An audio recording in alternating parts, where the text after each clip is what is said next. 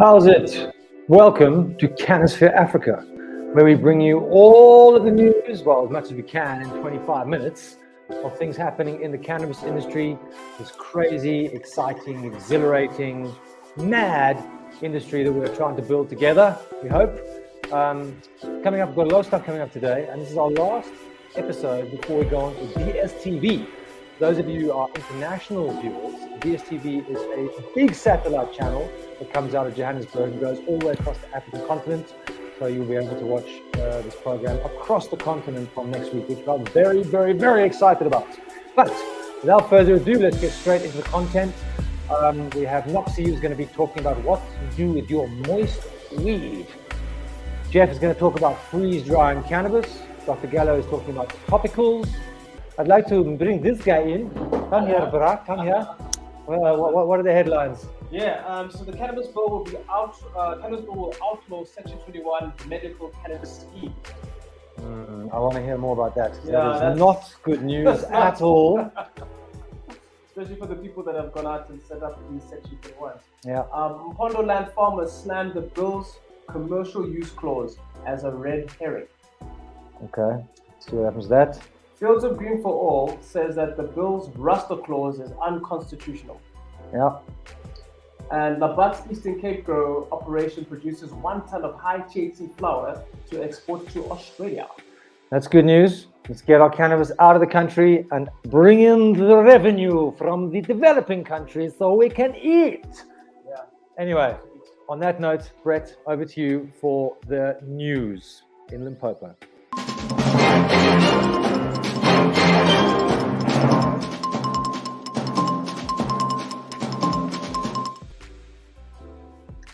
Greetings from the CannaSphere News Desk in Limpopo.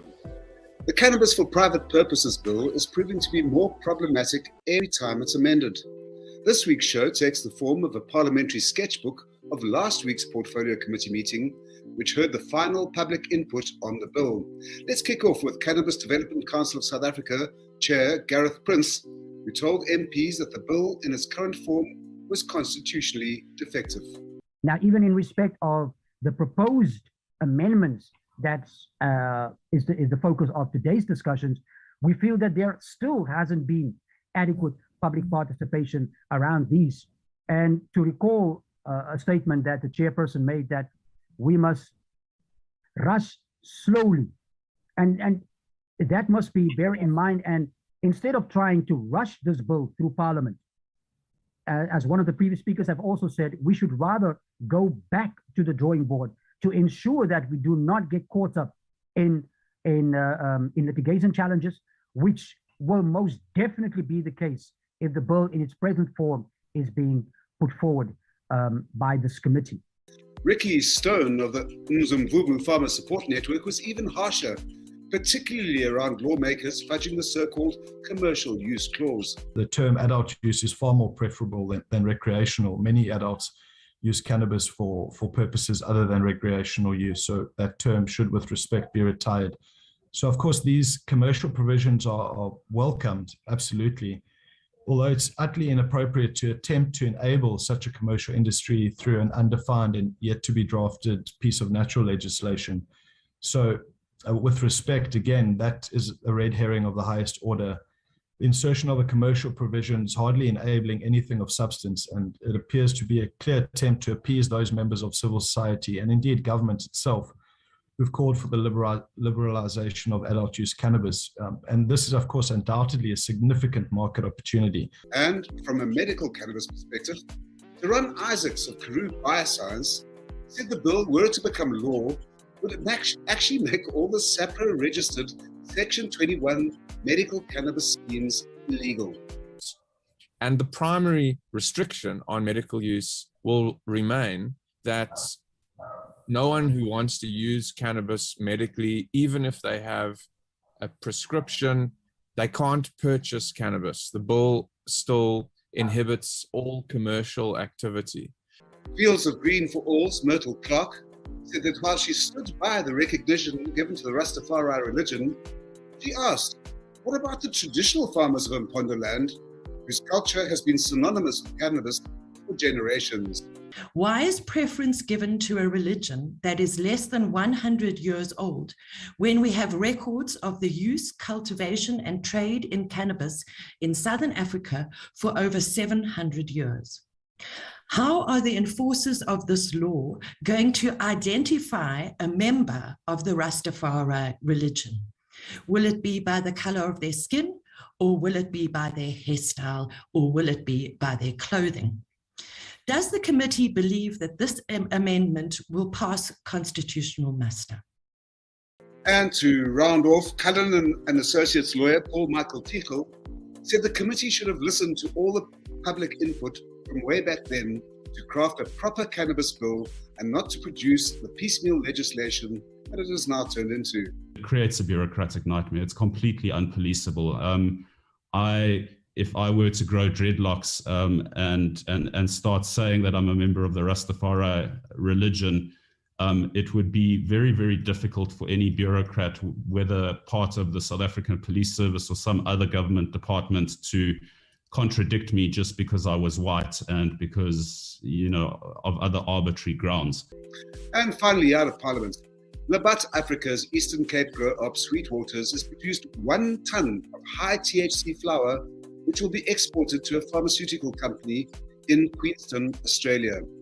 Labat took over the SAPRA-licensed Kenton-on-Sea facility in March, put in a new management team, rejigged the operating systems, and this has resulted in a quick turnaround, 100 kgs of medical grade, 26% THC flower coming out. And it's looking to expand the facility as the outlook for export markets for Southern African cannabis producers grows. All your cannabis news here on CannaSphere Africa TV and on CannaSphere Africa and CannabizAfrica.com. Back to you, Trenton. That's really, it's great news that they've got all this stuff for export. Let's hope they can get it out nice and clean. I think what we don't often talk about is the head cultivators. And I know Shannon, who is the head cultivator at Sweetwater, amazing human being, loves growing cannabis and is so good at it. So well done to him and the whole Labat team. Let's hope they can get it out smooth. I'm speechless when it comes to this whole private purposes bill. There's only one word to describe it, Brett. It's a freaking gemors, How else can you describe it? How long have we been waiting for this? 4 years, brother. But now, you know what? At the bottom of the cycle, there only can be up. And I think that what's actually been exposed is the lack of government thinking. And I think we've got to turn this on its head and look at it from a positive point of view. That actually we know, because you and I are involved in this private sector working group initiative, that really good legal minds are now applying themselves to the right, proper kind of commercial law, free adult use, regulated adult use cannabis that South Africa should be enjoying, that kind of legislation. It might not come with this sort of pot boiler of the Cannabis for Private Purposes bill, but give us a year or two, Trenton, and I think we're going to help government do its job for them and put proper cannabis laws in place in this country. I agree. We'll figure it out. It just doesn't have to be so painful. I know. And on that note, let's cross over to Noxy, who's going to tell you what to do with your moist weed.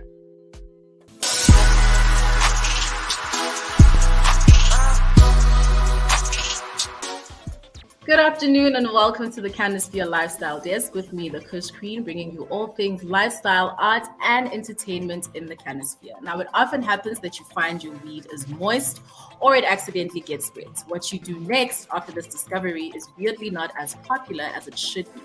When weed gets wet, unlike dry weed, it can pose a great deal of health risks to users. The major forms of these health risks are tied to the fact that wet weed gets moldy, and mold is not that great. So in true kind of lifestyle style, we rounded up 3 tips on what to do if your weed gets wet. 1, dry weed with rice. This method is quite common because it's used to dry other materials like wet cell phone batteries or laptops. Rice is a good absorbent and it easily absorbs moisture from materials. Allow the buds to remain overnight, after which most of their water content would have been absorbed. And you can even wrap it in a paper towel if you want to.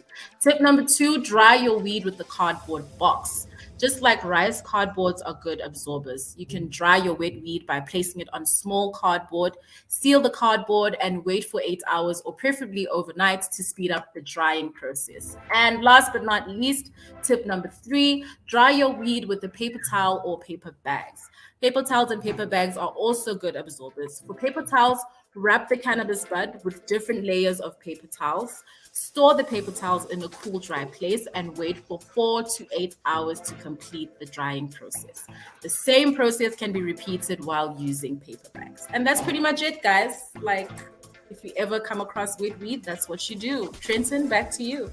I thought you said one of the methods was to fry it with rice. I was like, yeah, I had some fried rice with some cannabis, you know.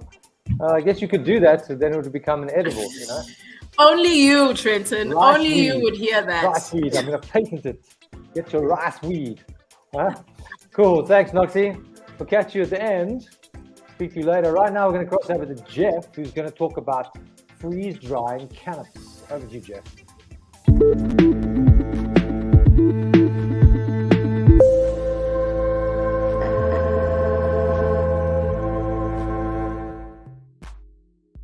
So today we're going to be talking about freeze-drying cannabis. Now, what exactly am I referring to? Well, if anyone's been familiar in the food preservation industry, freeze-drying is the process where essentially what you do is you introduce cannabis or fruit into what's called a freeze-drying chamber. It will freeze that product down to negative 40 degrees Celsius, and then it will sublimate, so basically that conversion of a solid into a gas. And in that sublimation process, it will strip the moisture from the actual product, preserving it.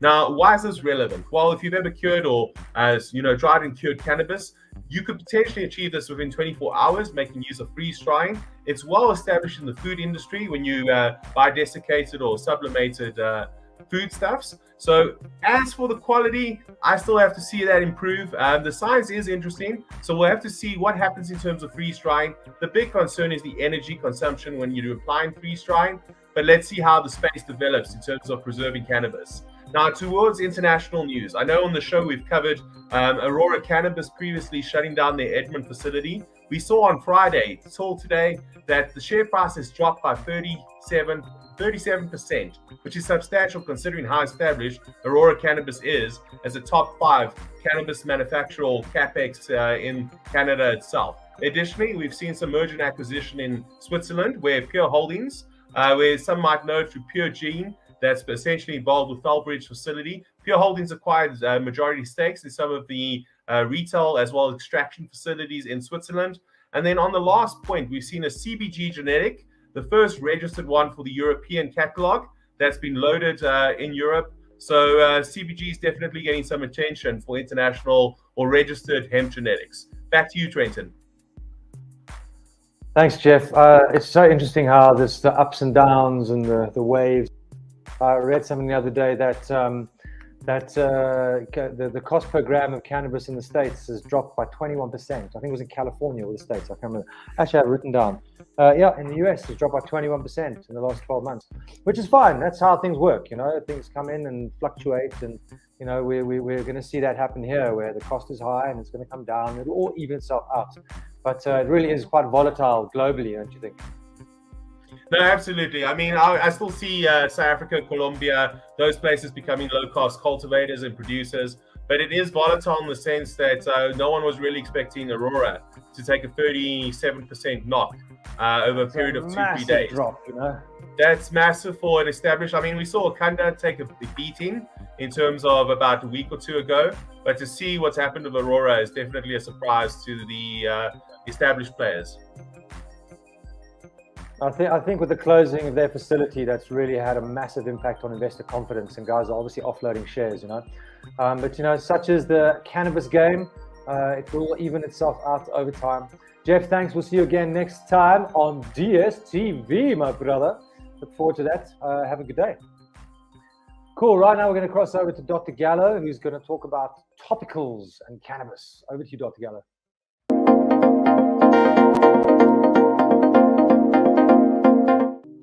Hi, good afternoon, everybody. excited to be here for the medical segment. Today I'm going to speak to you about topicals, specifically for psoriasis. A lot of people have been suffering from psoriasis. So what is psoriasis, and can topicals actually be used? So psoriasis is actually a skin disease that causes a rash with itchy, scaly patches. Most commonly we see it on patients on their knees, elbows, trunk, or the scalp. It's basically a very common chronic disease. It can be extremely painful, especially if it gets infected. If people, it interferes with their sleep, painful, it's hard to concentrate. A lot of females that have it also have a lot of scarring, and the scars don't actually go away. So it's actually not a very nice infection or disease to actually have. But what we did find, and I've actually treated many patients as well diagnosed with psoriasis, just with the topical, the CBD topical, and we found great results with just the topical. How does CBD actually work as a topical? It actually provides a localized effect when applied through topical means, because it becomes absorbed through your pores, working within those CB2 receptors inside the skin. Let's talk about some clinical trials. A study conducted in Bangkok was a placebo-based study with 51 patients, actually found that the topical CBD cream with only a 2 to 5% CBD actually reduced their symptoms drastically. The CBD cream and the placebo were basically applied topically twice a day. The skin regions were treated with CBD showed significant improvements compared to areas that were treated with the placebo controls. The authors actually concluded that these results indicated a trend of favorable response in treatment with CBD, even though the doses were so low, which has emerged as a therapeutic option for psoriasis. So topical CBD for these skin conditions are very safe, and is a far more effective treatment than most of the other things that are available right now. So topicals should definitely be considered for any sort of eczema, psoriasis, or any sorts of diseases. Thank you so much. Back to you, Trenton. Thanks, Dr. Gallo. I think I've read quite a bit about how effective it can be with skin. So I think it's really amazing, especially if you're using a lot of THC. You use fecal oil even on the skin is incredibly valuable. Correct. So yeah, and there's a lot of research that's happening. So great. I mean, do you think that it's, how would you advise if somebody has a skin ailment and they want to try and use some kind of cannabis? What would you say their first port of call should be? Look, a lot of people are making it themselves, even though some patients have been taking the leaves, squeezing the juice of the leaves and rubbing it onto these rashes and as well, so that can help. Or actually there are a lot of CBD balms or CBD creams out there that you can try and purchase.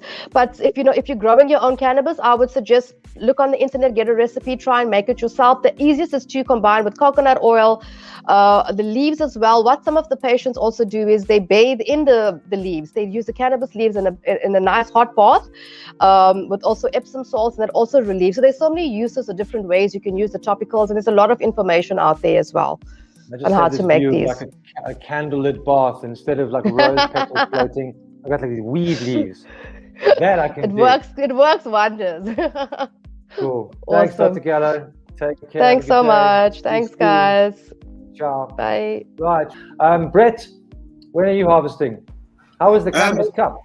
The Cannabis Cup, we'll have more details next week in our show when we come to DSTV. And we'll reveal who the winner is or was then. But I was very touched by what Noxy was saying about the problem with moistness. That's a particularly Limpopo Scotland problem that we have. It depends where the moisture is. I beg your pardon? I said it depends where the moisture is. Like if it's on the leaf or on the stem, or we're just in a high humidity area here, and everybody says we're in a great weed growing area, but actually there are a lot of only the local land races really do well here, and everything we try and buy from commercial seed companies or whatever to increase our kind of connoisseur approach to cannabis. Actually, in this part of the world, the Volkberg land races are the only ones that can deal with the humidity and moisture. It's funny because I believe that in Pondo land they grow a lot of the cheese closer to the ocean because it's drier, or there's more fresh air coming in, whereas inland they grow a lot more landrace. The other thing we must mention before we go, guys, is that the Hayes Club case is next week.